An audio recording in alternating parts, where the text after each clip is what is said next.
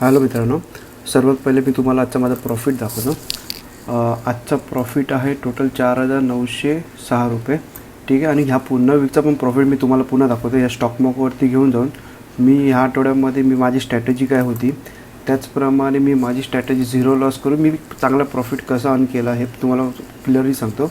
अगर आपण स्टॉक मार्केटवरती येऊ ना तर तुम्ही बघाल मी ह्या आठवड्यामध्ये टोटल मी अर्न केले आहेत 6,902 रुपये.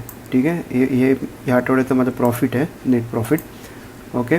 आणि त्याचप्रमाणे तुम्ही बघाल हे जे दोन एंट्री आहेत, ही एक 22,300 आणि 22,150 हे मी ॲडजस्टमेंट केली, म्हणजे मी ट्रेंडच्या हिशोबाने मी ते सेल केलेले. अगर तुम्ही माझा 3 दिवसापूर्वीचा व्हिडिओ पाहिला असेल तर त्यामुळे तुम्हाला ही एक एंट्री दिसेल. ठीक आहे. तो मी 154ला घेतला आणि दुसऱ्या दिवशी बऱ्यापैकी ओपन झाला, 76च्या आसपास काहीतरी ओपन झालेला. पण मग मी त्याचा ट्रेलिंग एसेल 105 रुपये लावला. तर नंतर माझा ट्रेलिंग एसेल हिट झाला, 2 लॉट घेतलेले, तिकडे 2400 रुपये प्रॉफिट झाला. ठीक आहे. आणि मी आज सकाळी 22,150चा 96 रुपये 96च्या प्रीमियमला 2 लॉट सेल केलेले. ठीक आहे. 2 लॉट सेल केले, ते मी 10 रुपयामध्ये काढले. कारण मी झिरो होईपर्यंत मी थांबत नाही. मला 90% मिळाले, 80-90% निघाले की मी निघून जातो. कारण खूप बऱ्याकी मार्केट खाली पडलं बरं, त्याच्यानंतर कधी पण रिव्हर्स होऊ शकतं. त्या हिशोबाने मी हे काढून ठेवले. त्यामुळे सध्या तर माझा हा प्रॉफिट आहे. त्याचप्रमाणे तुम्ही बघाल आता हे मी माझी ही स्ट्रॅटेजी झिरो लॉस कशी केली ते तुम्हाला सांगतो. अगर तुम्ही बघाल 22,300चा कॉल आणि 22,150चा कॉल अगर मी काढतो, ठीक आहे, हे ॲडजस्टमेंट सोडले तर मी माझी ही स्ट्रॅटेजी बघत झिरो लॉस केली आहे. कारण माझं मध्ये प्रॉफिट मॅक्झिमम होतं 7,300च्या आसपास. ठीक आहे. आणि इकडे माझं मॅक्स प्रॉफिटच होतं 120 रुपये. म्हणजे कुठेही मार्केट गेला आणि तुम्ही बघाल मी एंट्री कुठे घेतलेली, कोणताही आयरन फ्लो असतं तर बऱ्यापैकी एक लॉस झाला असता. ठीक आहे. त्याचप्रमाणे मला ॲडजस्टमेंटला बघा मी 3दा ॲडजस्टमेंट केली. 22,050चा, 22,050चा, 22,500चा आणि 22,450 हे मी 3दा ॲडजस्टमेंट केली. त्यामुळे अगर मी ही ॲडजस्टमेंट केली नसते ना, मी माझ्या साईडने एक्स्ट्रा कॉल सेल केले नसते ना, तरी मला लॉस नसता झाला. हा 108 रुपये मला प्रॉफिटच झाला असता. ओके. एवढी मोठी मुवमेंट होऊन अगर विदाऊट लॉस निघतं ना तर ती खूप मोठी गोष्ट आहे.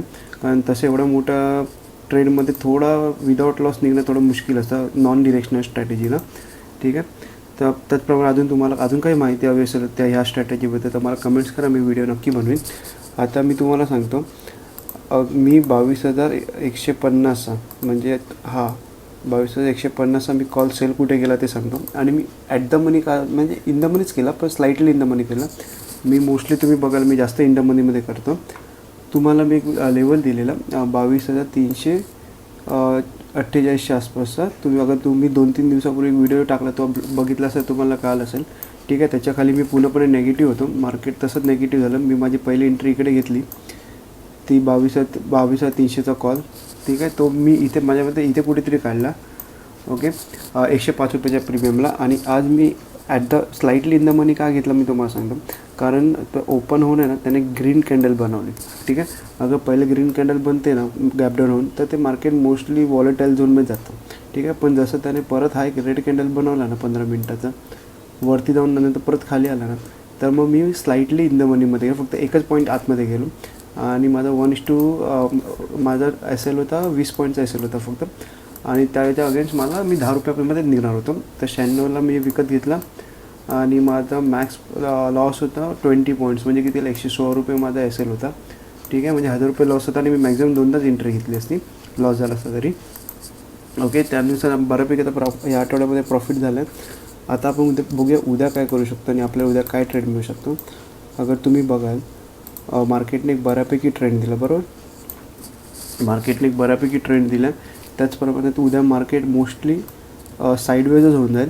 पण आपल्याला सेटअपमध्ये बसलं तर आपल्याला ट्रेड घ्यावाच लागतो, बरोबर.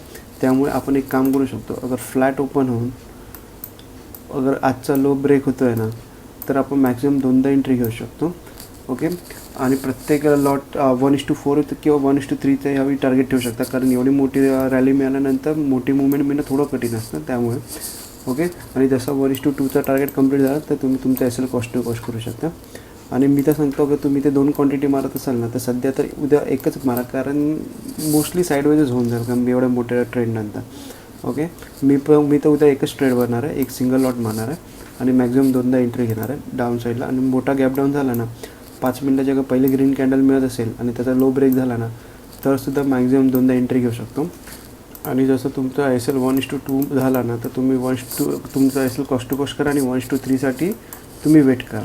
ठीक आहे, हे आहे निफ्टीचं. आणि बँक निफ्टी तर ऑलमोस्ट सेमच आहे. बँक निफ्टीमध्ये याल, बँक निफ्टी पण तुम्ही बघाल अगर फ्लॅट ओपन होऊन आजचा लो ब्रेक करतो तर मॅक्झिमम 2दा एंट्री घेऊ शकतो आणि 1:3 किंवा 1:4चा टार्गेट ठेवू शकतो. मोठा गॅप डाऊन झाला तर पहिली 5 मिनटाची रेड कॅन्डल मिळेल, त्याचा लो जसा ब्रेक करतो तसे आपण परत मॅक्झिमम 2दा एंट्री घेऊ शकतो. 2दा एंट्री म्हणजे कसं मी तुम्हाला सांगतो, समजा हा लो आहे बरोबर, एकदा तुमचा लो टच झाला तुम्ही एंट्री घेतली, तुमचा एस एल गेला. ठीक आहे, त्याच्यानंतर परत एकदा त्याच लेवलला आला ना तर तुम्ही परत एकदा एंट्री घेऊ शकता. म्हणजे मॅक्झिमम 2दा एंट्री आणि 1:3 किंवा 1:4साठी तुम्ही उद्या वेट करू शकता. ठीक आहे, आपल्याला सध्या तर वरच्या साईडला बघायचंच नाही आहे. मोठा गॅपअप झाला तर ते मार्केट हे वॉलेटाईलच होऊन जाणार, निफ्टीमध्ये पण आणि बँक निफ्टीमध्ये पण. त्यामुळे वरच्या साईडला सध्या बघूया नको. जास्त मोठा तरी गॅपअप झाला ना, समजा आता एवढा वरती गॅपअप झाला, ठीक आहे, तर ह्याच्यावर जसं हाय ब्रेक होतं ना तर मॅक्झिमम आपण एक एंट्री घेऊ शकतो. पण एवढा मोठा गॅपअप होणं मला तर वाटत नाही, कारण एवढ्या मोठ्या रॅलीनंतर. त्यामुळे वरच्या साईडला ह्या साईडला जर कुठे ओपन झालं तर ते मार्केट वॉलेटाईल झोनमध्ये जाणार. ह्याचा लो ब्रेक झाला तर मार्केट खाली आहे. ठीक आहे, एवढं सिम्पल ठेवायचं. आणि त्याचप्रमाणे अजून तुम्हाला RFIबद्दल काही माहिती हवी असेल माझ्या या स्ट्रॅटेजीबद्दल तर मला नक्की कमेंट्स करा. व्हिडिओ आवडला तर लाईक करा, चॅनलला सबस्क्राईब करा. धन्यवाद.